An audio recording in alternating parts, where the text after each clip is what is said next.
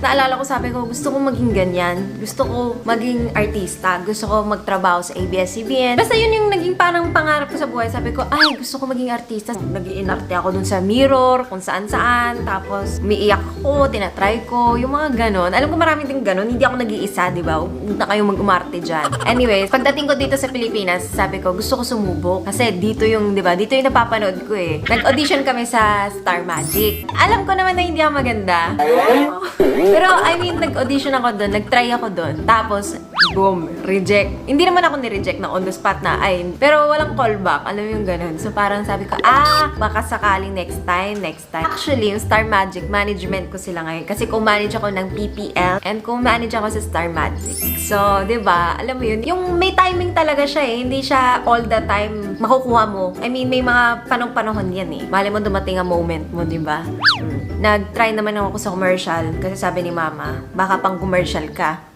Sabi ko, parang hindi ako pang commercial lang eh. Ivana Alawi. Nag-try pa rin ako kasi yung nanay ko, sabi niya, try mo, maganda ka. Pero sabi ko, parang di naman.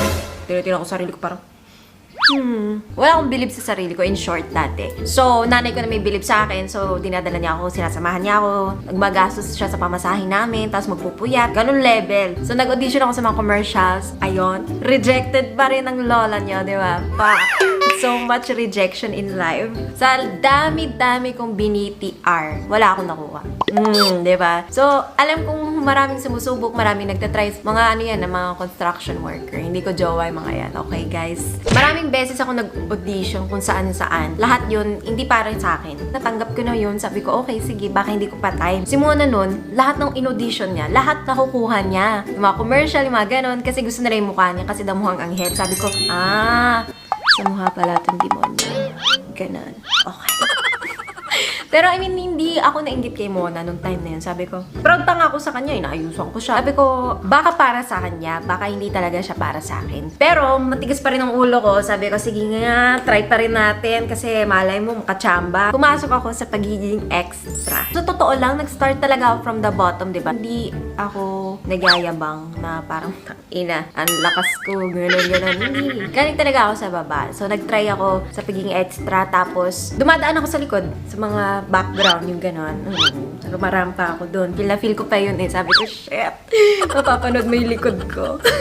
Tapos pinapanood ko talaga. Sabi ko, oh my God, makikita ko na sarili ko. Pero minsan kinakat nila yung pagdaan ko, diba? Dadaan na nga lang, nakat pa. So minsan, konting-konti, mga 2 seconds, makikita ko yung likod ko. Yung mga parts na alam kong ako yun. Pero walang nakakaalam. Ako lang. After ko nag-extra, sumama yung loob ko kasi, syempre pinaghihirapan ko yun. Nagpupuyat ako. Tapos, niloko ako nung gago yun eh. Parang yung nagpapasok sa akin sa mga TV show, yung mga basta manloloko siya. Tapos hindi ako binayaran sa TF ko. 800 pesos ata yun per day ko. So, ang sama-sama ng loob ko, sabi ko, pinaghirapan ko yun. Hindi naman siya malaking pera, pero parang gusto kong gastusin yung first kita ko. Gusto ko i-blow out sila mama nung time na yun. Pero wala eh. Kahit yung babaeng yun. Mama ko, pinupush niya ako na pinupush sa mga bosses, kung saan-saan na may makita siyang tao. Pinupush niya ako, ay, may anak akong ganito, baka. Talagang dala niya yung litrato ko sa cellphone niya, o kaya may litrato siya yung 4x4, yung mga ganon, yung mga piniprint out. Sobrang proud siya sa akin, pero hindi ko makita kung bakit siya proud. Sabi ko, tigilan mo nga yung pagbibigay mo ng picture ko para mo binubugaw kung saan-saan. Lagi,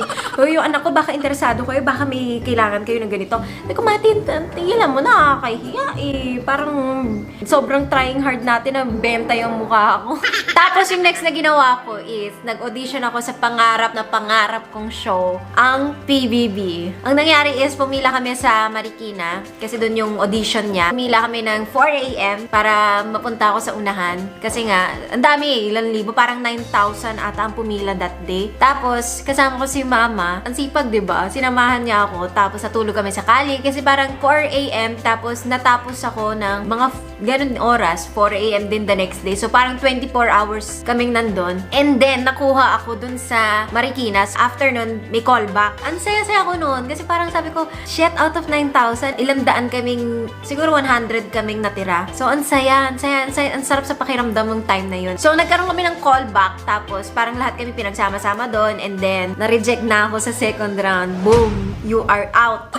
evicted na agad. Tapos after nun, nagkaroon ako ng opportunity. Sumali ako sa isang reality competition. Hindi ako, wala kasi akong talent nung time. Wow, talented na pala ako ngayon. Malalaman niyo bakit ako naging talented. Hindi, charot. Pero yung time na yun, parang wala din ang confidence. Tapos, nahihiya ako.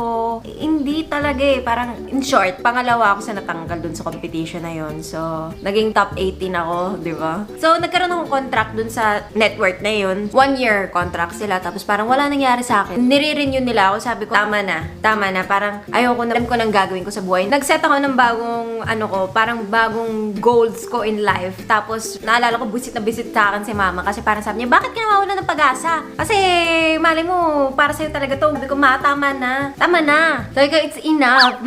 Kung nga rin dito gumana, ano yung next option mo sa buhay mo? So, sabi ko, alam ko na, mag-aasawa ako. Tapos, alagaan ko siya, magiging housewife ako. Tapos, bibigyan ko siya ng 100 ng mga anak. Tapos, magiging nanay ako. Tapos, lahat sila alagaan ko. Sabi ko, yun ang aking plano sa buhay. Pero si mama, hindi siya sumang-ayon nun. Sabi niya, yun na yun. Wala ka man lang napatunayan sa sarili mo. Sabi ko, 100, day.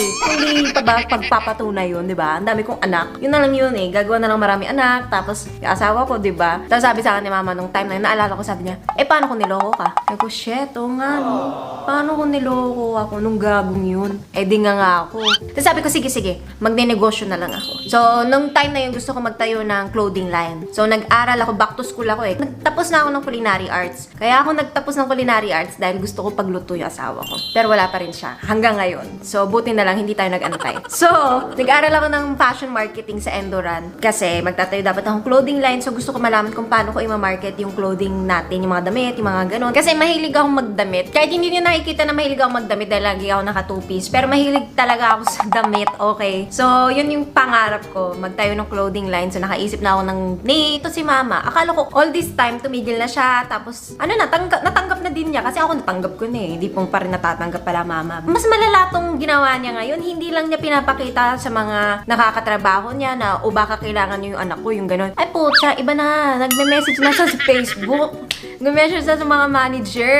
O, yung anak ko, ganto-ganto yung mga picture ko. Tapos, ganto yung ano niya. Shit. Hindi ko alam yun. Nalaman ko after. Sabi ko, oh my gosh, mother. Bakit mo ginawa yun? Sabi niya, proud ako sa'yo eh. Alam kong may potential ka, hindi mo lang makita eh. Yung isang manager na minessage niya sa Facebook, nag-reply.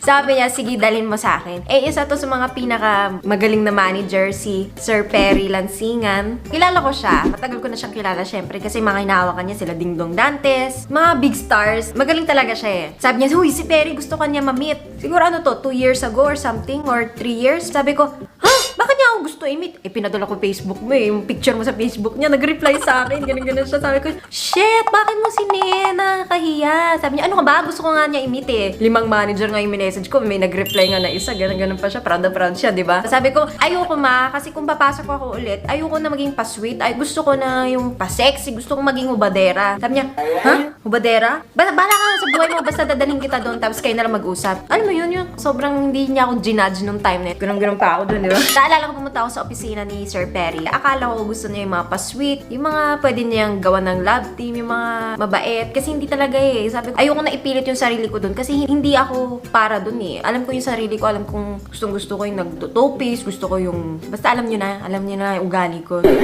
So, pagdating ko dun, sabi ko, sir, ito po kasi, hindi na ako nagpo nun eh. Sabi ko, sir, if you're gonna get, oh my God, English ko siya para mukha ako matalino nun eh. Pero feeling ko, hindi pa rin ako mukhang matalino. Sabi ko, if you're gonna get me, gusto ko maging sexy. Tapos sabi niya, sakto, naghahanap ako ng sexy star na i-build ko. Alam mo yung parang timing talaga siya eh. Parang sabi niya, sige, kukunin kita pero bawal ka mag-boyfriend. Bawal. Sabi ko, sir, no problem kasi wala talaga akong boyfriend. Tapos si mama ko nakaupo dun, parang natuwa siya, parang all this time. Alam mo yun, yung parang success. Sabi niya, we have to work together. Hindi pwedeng puro siya na lang. So, after nun, sabi niya, saan mo gusto? Sabi ko, gusto ko sa ABS-CBN. Sabi niya, may mga contacts tayo dun. Itatry kitang ipasok pero hindi pa rin sigurado. Syempre, marami pa rin pagdadaanan. Pero siya yung first na tao na tumingin sa akin, tapos yes, kukunin kita. So parang after all this time, alam mo yun, yung may time talaga siya eh. Hindi palagi mong oras and hindi palaging oo. Marami kang pagdadaanan na rejection bago mo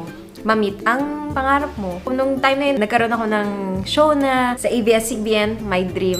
And then, after nun, nagtuloy-tuloy siya. Sobrang, di ba, sobrang wow. After 10 years of trying, nakita ko na sarili ko sa TV na umaarte. So, ang saya-saya lang. And lahat ng yun, hindi dahil sa akin, hindi dahil bumalik yung tiwala ko sa sarili ko, hindi dahil hindi ako nag-give up, kundi dahil kay mama. Kasi siya yung hindi nag-give up sa akin.